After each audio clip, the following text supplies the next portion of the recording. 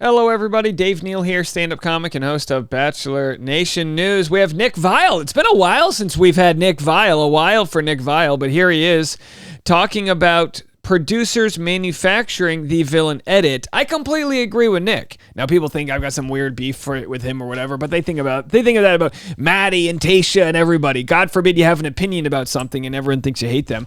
But I think Nick gets a lot right here. He's going to discuss with Wells the idea that the edit can be controlled by the person. Wells says you don't create a villain. Nick says, come on, that's rubbish. I'm also going to share what Wells said on Hannah Brown's show and also what Courtney Robertson had to say. We just chatted with her. So we're going to get into all of that right now. Follow me on Instagram at DNeals, patreon.com/Dave Neal for behind the scenes bonus content. All right, I'll share it. I ran into somebody who's Bachelor adjacent yesterday. They were a complete a-hole to somebody, and I'm going to tell you what happened on today's Patreon. I'm going to do it. You're going to hear the story. They were so rude. I watched the whole thing go down. Gotta love Los Angeles. Patreon.com/Dave Neal. And also every afternoon, Bachelor Rush Hour, the hit podcast. Okay, here's how the conversation took off on Nick Viall's podcast regarding the villain edit. It's very interesting. Have a listen. But it is a good point, though, because so often with reality TV, like we talk so much about the edit, so to speak, and podcasts are kind of like the opportunity to speak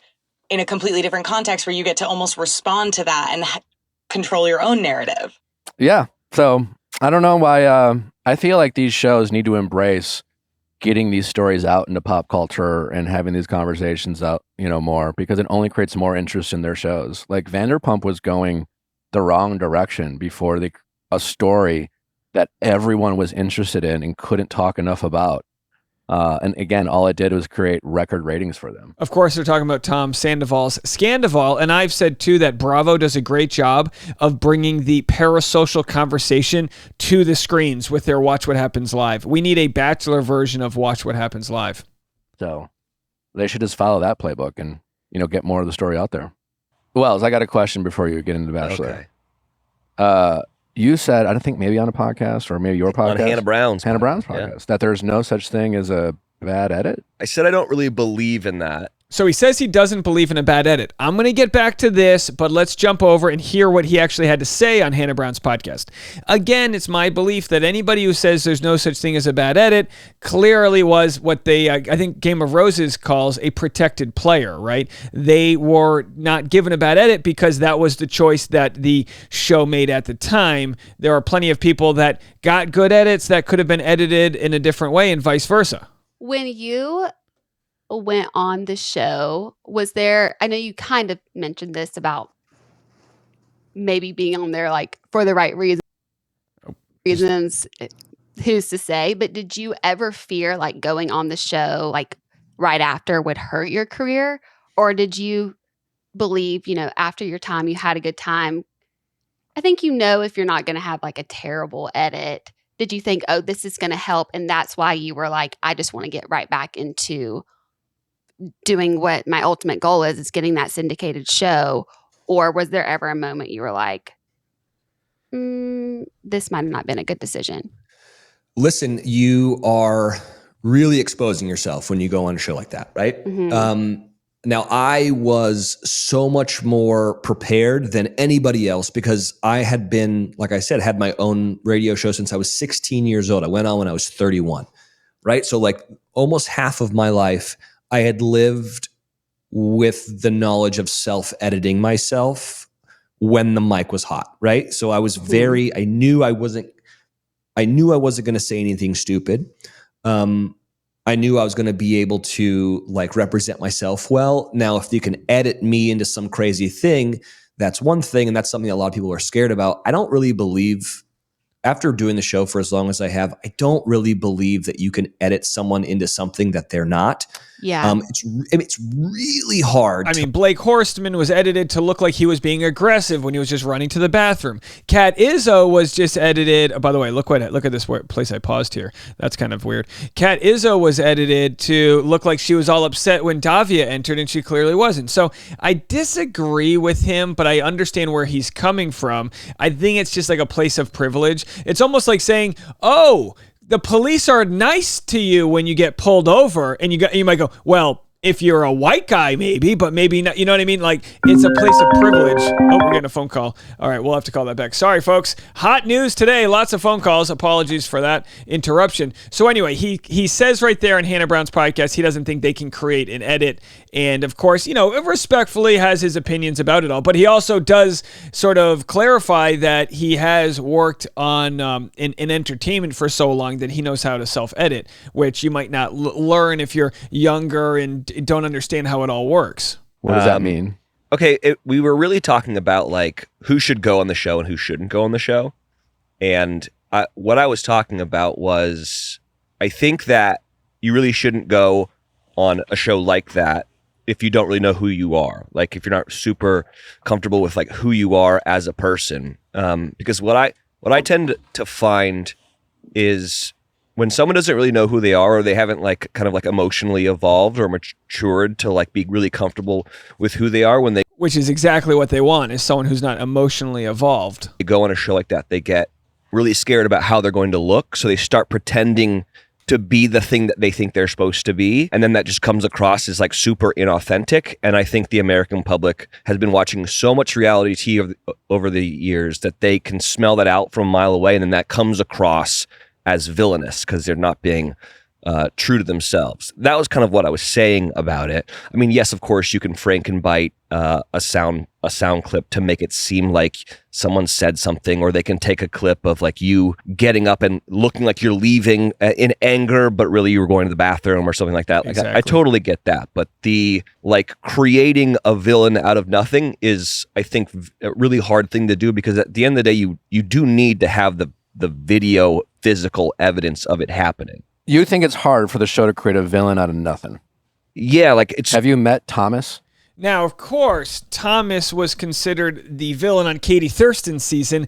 I didn't buy it, but I give Katie Thurston grace for why she did, because she was presented by all the other men, Aaron, the whole union, as to why Thomas was the bad guy. What was so bad about Thomas? He was very good looking, very tall, and very strong. Okay, so that's what was so bad, is he was a target because he was actually such a good threat. Kind of like some other people on the show are targets because they are the big threat on the show. So anyway, but Nick, to be fair, did think Thomas was the bad guy, the F-boy, and all those things based on the edit. So you can't have it both ways. You can, and maybe you can. Nick, let me know. But Nick will watch the show and respond as an audience member based on what is seen on the show, but then we'll also know that what he's responding to is manufactured, because that's not really the full story, right? Becca. Yeah, of course. And I loved him. Yeah. And yeah, he was called a narcissist. For sure. But here's the thing. He was called a terrible person. But he did. Why did he say Becca Kufrin? Let's listen to that one more time. Becca. Yeah. The video physical evidence of it happening. You think it's hard for the show to create a villain out of nothing? Yeah, like it's... Have you met Thomas?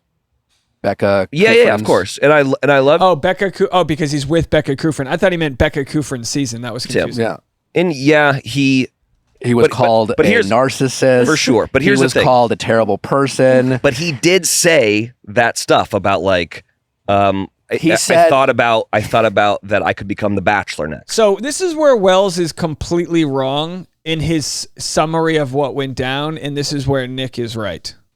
Which he got asked a question by his castmates, and it was positioned and framed in a way that made him come across with the help of music. Yeah. Okay, Thomas, if Katie dumps you, would you become the Bachelor next year?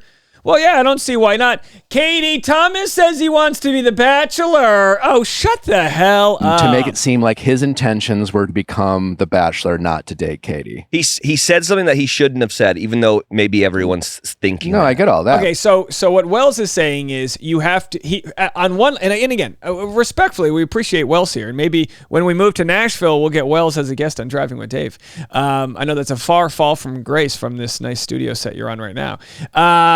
So Wells, on one hand, says you have to be emotionally mature, but the people that aren't emotionally mature will just say whatever they say and, not think twice. And then what he's saying about Thomas is he shouldn't have said that. So I understand what his point is like you shouldn't say what you're feeling, but the show wants you to say what you're feeling. They want those testimonials. But that's the thing. Like, yeah, of course, like with, I guess, sound and like editing around things, but he did say that thing. And then people were able to jump on that.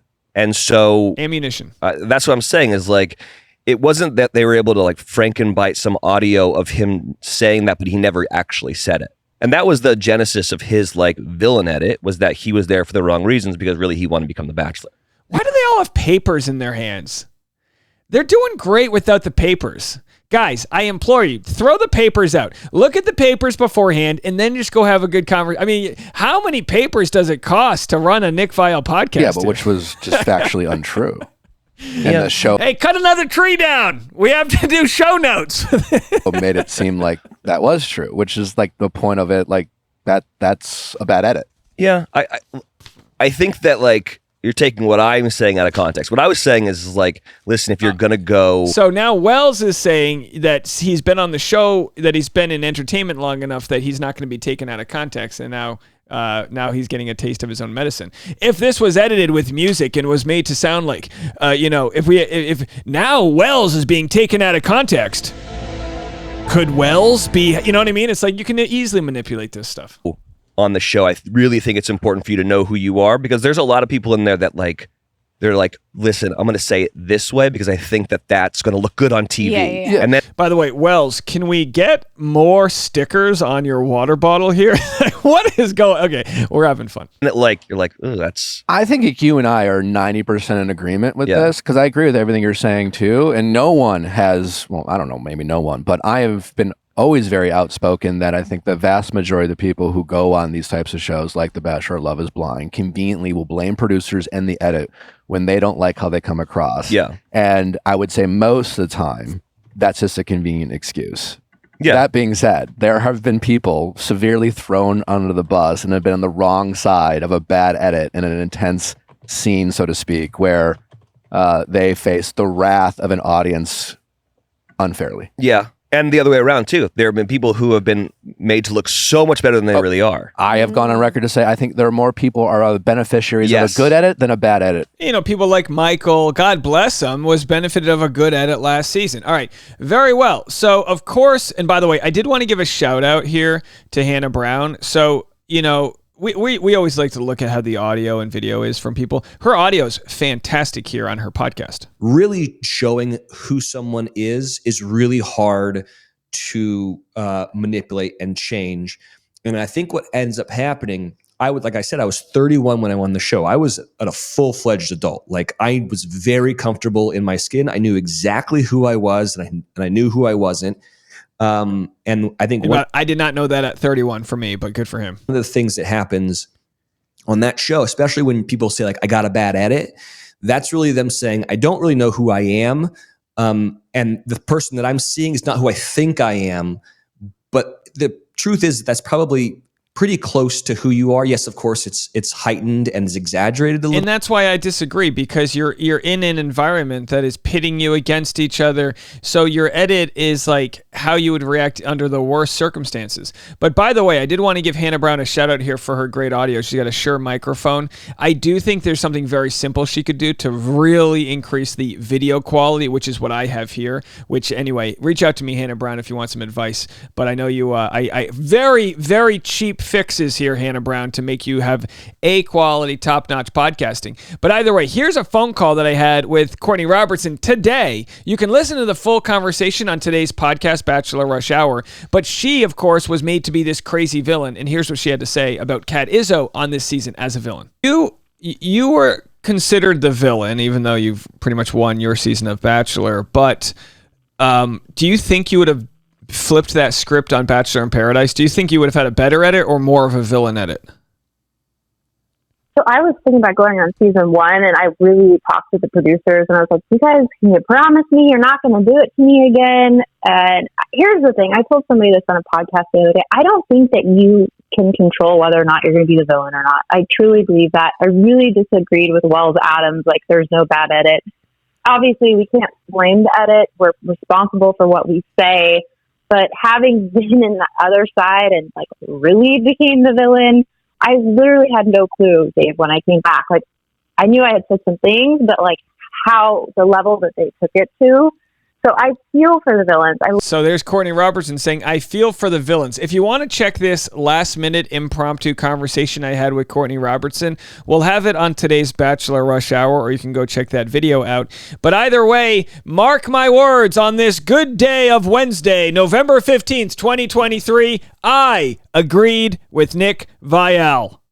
What's that? Are pigs flying? Is hell freezing? No, I'm just kidding. Like I would say, he says he agrees with Wells probably 90% of the time. I bet you I agree with Nick 80 to 90% of the time. It's just that 10%. It can be such a gaping difference that's when we make the content.